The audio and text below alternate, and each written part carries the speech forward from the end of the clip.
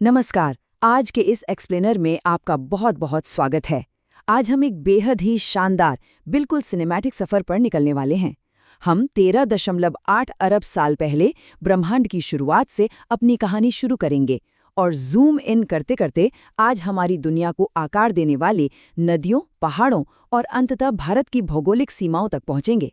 तो चलिए इस सफर की शुरुआत करते हैं। आगे बढ़ने से पहले फटाफट आज के हमारे रोड मैप पर एक नज़र डाल लेते हैं। हम एस्ट्रोफिजिक्स के एक विशाल स्तर से शुरू करेंगे, फिर अपने सोलर सिस्टम, पृथ्वी की गतियों और दुनिया के भूगोल से होते हुए सीधे भारतीय उपमहाद्वीप पर लैंड करेंगे। तो चलिए शुरू करते हैं भाग 1, ब्रह्मांड की उत्पत्ति यानी महाविस्फोट और उसके बाद की कहानी।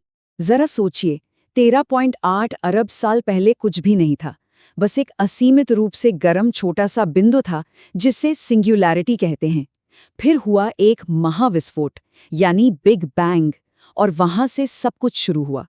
समय के साथ गैस और धूल के बादलों ने मिलकर 4.6 अरब साल पहले हमारे सौरमंडल को जन्म दिया, और फिर करीब 3.8 अरब साल पहले हमारी पृथ्वी पर पहली बार सूक्ष्म जीवन पनपा।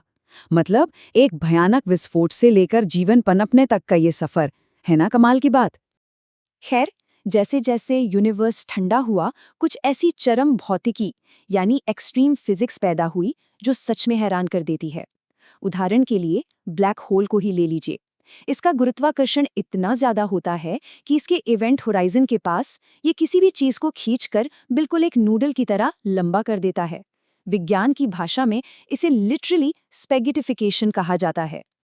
अब ब्रह्मांड से थोड़ा और जूम इन करते हैं, भाग 2 पर, हमारा सौरमंडल यानी हमारा अपना कॉस्मिक पड़ोस। मिल्की वे गैलेक्सी के ओरियन आर्म में एक शांत से कोने में हम रहते हैं, लेकिन इसके ठीक बीचों बीच धधक रही है एक भयंकर आग। क्या आप 1,50,00,000 डिग्री सेल्सियस का अंदाजा लगा सकते हैं? ये हमारे सूरज के कोर का तापमान है। इतनी भयंकर गर्मी और दबाव में ही न्यूक्लियर फ्यूजन होता है, जो पूरे सौरमंडल की बैटरी को चार्ज रखता है। और सूरज के दबदबे का अंदाजा आप इस बात से लगाइए कि हमारे सौरमंडल के कुल द्रव्यमान का 99.999% हिस्सा अकेले सूरज के पास है। जी हाँ, पृथ्वी, बृहस्पति और बाकी सारे ग्रह, उपग्रह, उल्कापिंड सब कुछ मिलाकर बस 0.001% ही बनते हैं। सूरज सच में सिस्टम का निर्विवाद राजा है।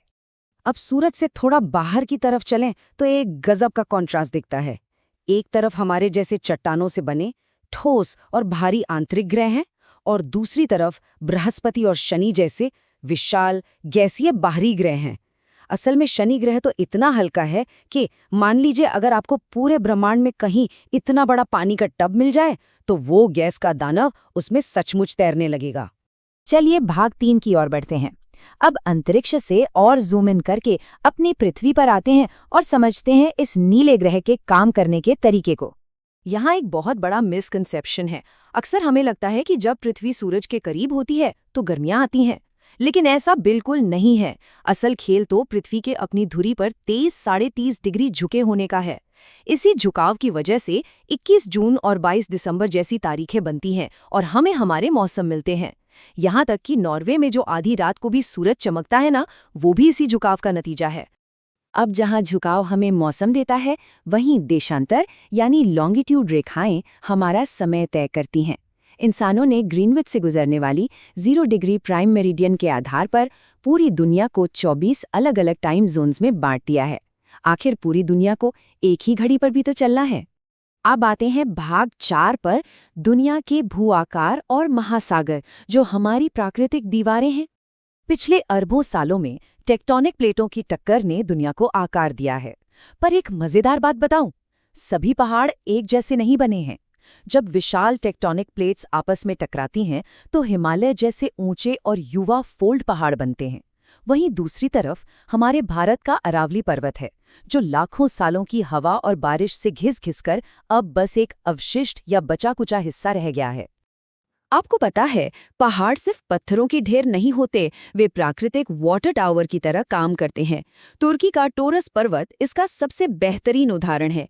यहीं से टिग्रिस और यूफ्रेट्स नदियां निकलती हैं। अगर ये पहाड़ और नदियां न होती तो शायद मेसोपोटामिया जैसी महान प्राचीन सभ्यता कभी वजूद में ही नहीं आती। पानी ही तो जीवन है।